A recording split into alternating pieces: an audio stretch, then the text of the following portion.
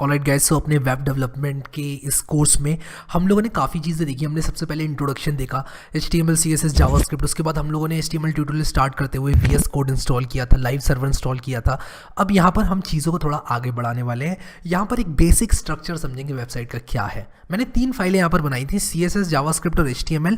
अभी हम HTML पे फोकस कर रहे हैं, तो आप लोग बिल्कुल भी इस बात की टेंशन मत लेना कि ये 2 फाइल्स के अंदर क्या है, CSS के अंदर और JS के अंदर। अभी हम पूरी HTML पे फोकस कर रहे हैं।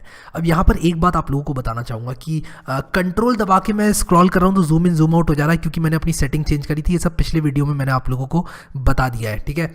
तो अब हम लोग करेंगे क्या, इसको समझेंगे। मैं अगर इसको मिटा दूँ कुछ इस तरह से और यहाँ पर सिर्फ ये लिखूँ, तो यहाँ पर आप लोग देख रहे हो एमेट एब्रीविएशन लिख के आ गया है। और अगर मैं इसको सेलेक्ट कर लूँ, यानी कि ये फर्स्ट वाले ऑप्शन को, ये जो एक्सक्लेमेशन मार्क है, इसको सेलेक्ट कर लूँ, ये देखो क्या हुआ, इसने मुझे ऑटोमेटिकली एक HTML की बॉयलर प्लेट दे दी। और ये जो बॉयलर प्लेट है वो क्या है, ये वो कोड है जो कि मुझे लिखना पड़ता है एक HTML फाइल को बनाने के लिए। अब इस कोड को समझते हैं। आप में से कई लोग जो है सोचेंगे कि ये क्या है, इतना ये तो समझ ही नहीं आ रहा है, बट मैं आप लोगों को यहाँ पर समझाऊंगा। सबसे पहले डॉक टाइप HTML, ये डॉक टाइप HTML क्या है इसको समझ लेते हैं। तो ये जो डॉक टाइप HTML है, इसका मतलब है कि ये जो डॉक्यूमेंट है ये एक HTML डॉक्यूमेंट है, यानी कि जो ब्राउज़र है उसको हम बता रहे हैं पहले से कि एक HTML डॉक्यूमेंट है। अब आप लोग कहेंगे क्या सिर्फ HTML डॉक्यूमेंट होता है?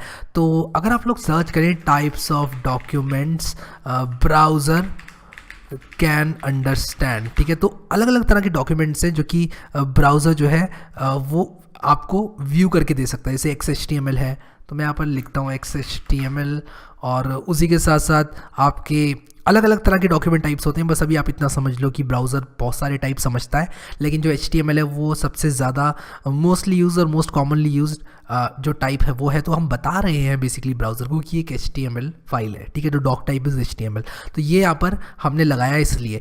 इसके बाद हम अपना HTML टैग स्टार्ट करते हैं। कि टैग क्या चीज़ होती है इसके बारे में बात करता हूँ। देखो, टैग कुछ ऐसा समझ लो कि हम जब ओपन करते हैं तो हमें क्लोज भी करना पड़ता है। तो HTML मैंने यहाँ पर ओपन किया और ये HTML यहाँ पर क्लोज हो रहा है। ओपन करने का क्या तरीका है, इसको मैंने एंगुलर ब्रैकेट लगाया ऐसे, और उसके बाद मैंने HTML lang is equal to en लिख दिया, यानी कि मैंने टैग का नाम लिखा HTML। इसके बाद मैंने इसको एक एट्रीब्यूट दिया, यानी कि lang नामक एट्रीब्यूट दिया। मैंने कहा कि लैंग्वेज इंग्लिश है, ठीक है, ये मैंने यहाँ पर लिखा और उसके बाद मैंने इसको बंद कर दिया। ये ओपनिंग टैग कहलाता है, ये क्लोजिंग टैग कहलाता है, ठीक है, ओपनिंग टैग, क्लोजिंग टैग, ठीक है। इसके बाद इसके अंदर होता है हेड और बॉडी। तो ये हेड रहा और ये रहा बॉडी, ठीक है। तो हेड और बॉडी हमने यहाँ पर, आप जैसे कि देख सकते हैं, हेड बॉडी दोनों हमने यहाँ पर जो है ले आए हैं। अब हेड के अंदर क्या होता है, बॉडी के अंदर क्या होता है, इसको समझते हैं। देखो, हेड के अंदर क्या क्या आता है इस बारे में बात करते हैं। हेड के अंदर वो सारे मेटा टैग्स आते हैं जो कि हमें एक वेबसाइट को डिस्क्राइब करने के लिए लिखने पड़ते हैं। अब ये मेटा टैग्स क्या होते हैं? मेटा टैग का मतलब होता है, मेटा का मतलब होता है इन्फॉर्मेशन अबाउट इन्फॉर्मेशन। जैसे कि अगर मैं यहाँ पर मेटा डेटा की बात करूँ, मैं मेटा डेटा की बात करूँ और मैं गूगल यूज़ करता रहूँगा, क्योंकि मुझे आदत है इस चीज़ की कि मैं कुछ भी समझा रहा हूँ तो मैं याद करके ना बैठूँ। मैं आपको रेफरेंसेस लेना भी सिखाऊंगा इस कोर्स के माध्यम से। तो यहाँ पर आप देख रहे हैं, a set of data that describes and gives information about other data. एक डेटा के बारे में डेटा को मेटा डेटा कहते हैं। उसी तरह ये मेटा टैग्स हैं, ये क्या करते हैं, जैसे कि आपकी वेबसाइट में कीवर्ड्स हैं, आपकी वेबसाइट में डिस्क्रिप्शन है, वो सारी चीज़ें जो है बताने में मदद करते हैं। तो मेटा टैग्स का ये काम होता है। यहाँ पर ऑलरेडी 3 तरह के मेटा टैग्स लिखे हुए हैं जिनको हम आगे देखेंगे, लेकिन अभी बस आप लोग इतना समझ लो कि इसमें मेटा टैग्स आते हैं। हेड के अंदर एक टाइटल जैसे कि आप लोग देख रहे हैं आता है, और उसी के साथ साथ अगर हम कोई एक्सटर्नल शीट लिंक कर रहे हैं वो भी आता है। तो अगर मुझे एक एक्सटर्नल स्टाइल शीट लिंक करनी है, जैसे कि मान लो मुझे एक्सटर्नल CSS शीट लिंक करनी है, जैसे मान लो मुझे ये harry.css लिंक करनी है, तो मैं यहाँ हेड के अंदर कर सकता हूँ। उसी के साथ साथ harry.js भी मैं हेड के अंदर लिंक कर सकता हूँ, लेकिन अभी मैं आपको लिंक करके नहीं दिखाऊंगा। अभी आप बस इतना समझ लो, मेटा टैग्स आते हैं, टाइटल आता है, और उसी के साथ साथ कुछ भी एक्सटर्नल शीट लिंक करनी होती है वो आती है, ठीक है, और हेड यहाँ पर हमारा बंद हो जाता है। अब एक चीज़ यहाँ पर VS कोड की खासियत आपको दिखाऊंगा। हम नोटपैड क्यों नहीं यूज़ कर रहे हैं, VS कोड क्यों यूज़ कर रहे हैं, क्योंकि यहाँ पर आप देख सकते हैं इस तरह से यहाँ पर मैं इसको क्लोज कर सकता हूँ, ओपन कर सकता हूँ। इसको कोड फोल्डिंग बोलते हैं। मैं यहाँ पर फोल्ड कर सकता हूँ इसको। मैंने हेड बंद कर दिया। आने वाले टाइम में मेरे बॉडी के अंदर बहुत सारा सामान आ जाएगा, इसलिए मैं बॉडी को बंद खोल कर सकता हूँ इस तरह से। तो ये काफ़ी कन्वीनियंस हमको देता है जब हम VS कोड यूज़ करते हैं। अब बात करते हैं बॉडी। अगर मैं अभी इसको सेव कर लूँ और मैं यहाँ पर लिख देता हूँ दिस इज टाइटल, सेव किया मैंने इसको, गो लाइव पे क्लिक किया यहाँ पर और मेरा लाइव सर्वर स्टार्ट हो जाएगा। जैसे आप देख रहे हैं मुझे यहाँ पर इस वेब पेज पर कुछ दिखाई नहीं दे रहा है। ऐसा क्यों? ऐसा इसलिए क्योंकि ये जो वेब पेज है इसके अंदर मैंने कुछ लिखा ही नहीं है। बट आप लोग आर्ग्यू करेंगे इतनी सारी चीज़ें तो लिखी हुई हैं, ये किस लिए थी? ये कंटेंट नहीं था वेब पेज का। वेब पेज का कंटेंट बॉडी के अंदर आता है। हमने यहाँ पर दिस इज टाइटल लिखा, आप लोग यहाँ पर देखो ये टाइटल यहाँ पर आ रहा है लिखकर दिस इज टाइटल। अगर मैं राइट क्लिक करके यहाँ पर व्यू पेज सोर्स में जाऊँ तो ये जो सोर्स है वो मुझे यहाँ पर मिल जाएगा। इसको अभी आप इग्नोर करना, ये लाइव सर्वर एक्सटेंशन ने इंजेक्ट किया है कोड, तो इस कोड को आप इग्नोर कर देना। Code injected by live server, देखो इतना हमने लिखा है सिर्फ। तो आप लोग देख सकते हैं यहाँ पर हमारी बॉडी के अंदर कुछ भी नहीं था, इसीलिए यहाँ पर कुछ नहीं दिखाया जा रहा है। अगर मैं यहाँ पर बॉडी के अंदर लिख दूँ ये मेरी बॉडी का कंटेंट है, अगर मैं कुछ इस तरह से लिख दूं तो यहाँ पर देखो ये मेरी बॉडी का कंटेंट है, यहाँ पर लिखकर आ चुका है और जो भी चीज़ें मैं यहाँ पर लिखूंगा वो मेरी यहाँ पर शो होती जाएंगी। बट आप लोग कहेंगे कि इस तरह की वेबसाइट्स को ज़रा देखो कितनी अच्छी दिख रही हैं और एक हमारी वेबसाइट देखो कितनी घटिया हमने बनाई हुई है। तो क्या हम भी इस तरह की स्टाइलिंग अचीव कर पाएंगे आने वाले टाइम में? डेफिनेटली कर पाएंगे और इससे अच्छी स्टाइलिंग मैं आपको अचीव करके दिखाऊंगा।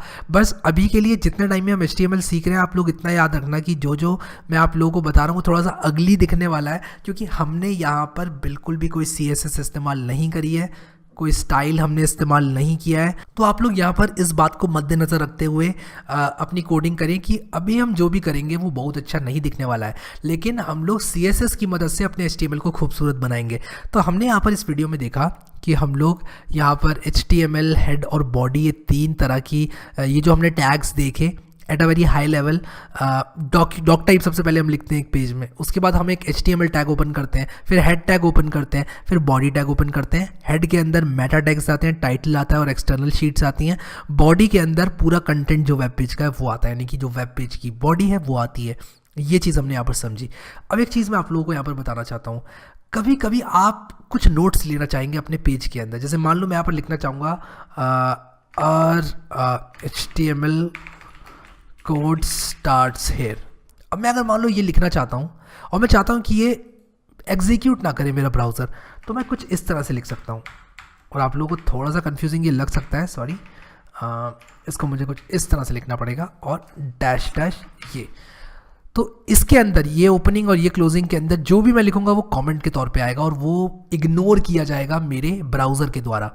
तो अभी अगर मैं यहाँ पर आप लोगों को व्यू पेज सोर्स दिखाऊँ तो ये कमेंट यहाँ पर ऐड हो चुका है। मैंने लगता है लाइव सर्वर बंद किया क्या? नहीं, मैं इसको ज़रा रिलोड करता हूँ और मैं जैसे इसको रिलोड करूँगा, मैंने सेव नहीं किया शायद, हाँ मैंने सेव नहीं किया, मैं सेव करूँगा जैसे ही आप लोग यहाँ पर देखो मैं इसको रिलोड करूँगा तो यहाँ पर और HTML कोड स्टार्ट से लिख कर आ गया है।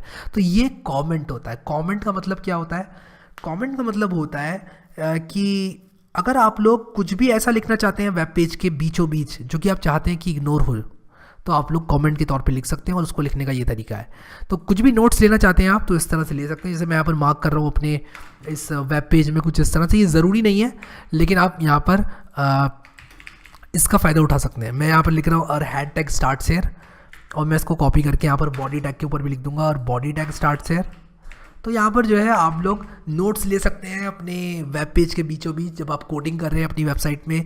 और कभी कभी आप लोग को नोट्स लेना बहुत ज़्यादा ज़रूरी पड़ेगा क्योंकि आप लोग आने वाले टाइम में वापस से इस वेबसाइट को चेंज करेंगे और टाइम के साथ साथ आपका कोड बहुत ज़्यादा ग्रो हो जाएगा। तो आप लोग नहीं चाहेंगे कि आपको परेशानियाँ हो, आप लोग बिल्कुल भी ये नहीं चाहेंगे कि आप लोग को दिक्कत हो इस बात से लेके कि क्या चीज़ आपने कहाँ पर लिखी थी, कब लिखी थी, ये क्यों लिखा था।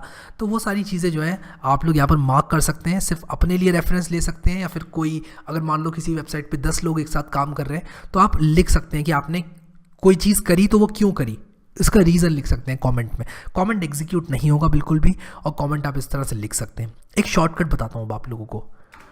अगर मैं यहाँ पर कमेंट लिखूँ, अगर मैं यहाँ पर कुछ इस तरह लिखूँ दिस इज डॉक टाइप, ठीक है, डॉक टाइप लिखा मैंने।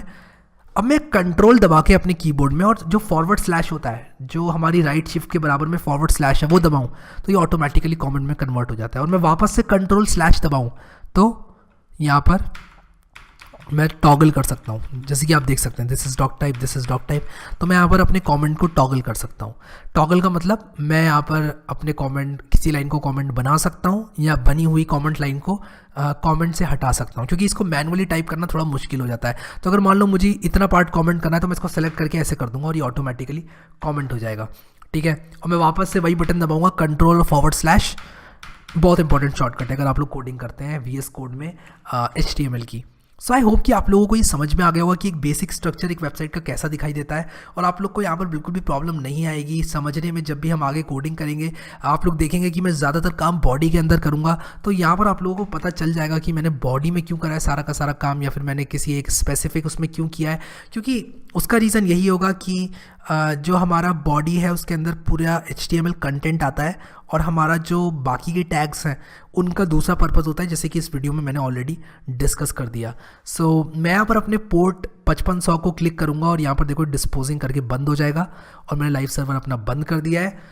अगर आप लोगों ने अभी तक मेरी ये प्लेलिस्ट एक्सेस नहीं करी है वेब डेवलपमेंट वाली, तो मैं कहूँगा इसको जल्दी से जल्दी एक्सेस कर लें, क्योंकि यही वो जगह है जहाँ पर सारे वीडियोस अपलोड होंगे, यही वो एंट्री पॉइंट है, वही स्टार्टिंग पॉइंट है जहाँ से आप स्टार्ट करना चाहेंगे इस कोर्स को। इसको बुकमार्क कर लें ज़रूर से और सेव कर लें अपने लिए, ताकि आप लोगों के पास यहाँ पर ये कोर्स आ जाए और आप स्टेप बाय स्टेप सब कुछ सीखें। काफ़ी लोग क्वेश्चंस पूछ रहे हैं कि क्या मैं सब कुछ अच्छे से सिखाऊंगा इसमें। डेफिनेटली मैं इस कोर्स को पूरा कंप्लीशन तक लेके जाऊँगा, तो उसकी कोई प्रॉब्लम ही नहीं है। आप लोग इसको देखते रहें और मैं वीडियोज़ अपलोड करता रहूँगा।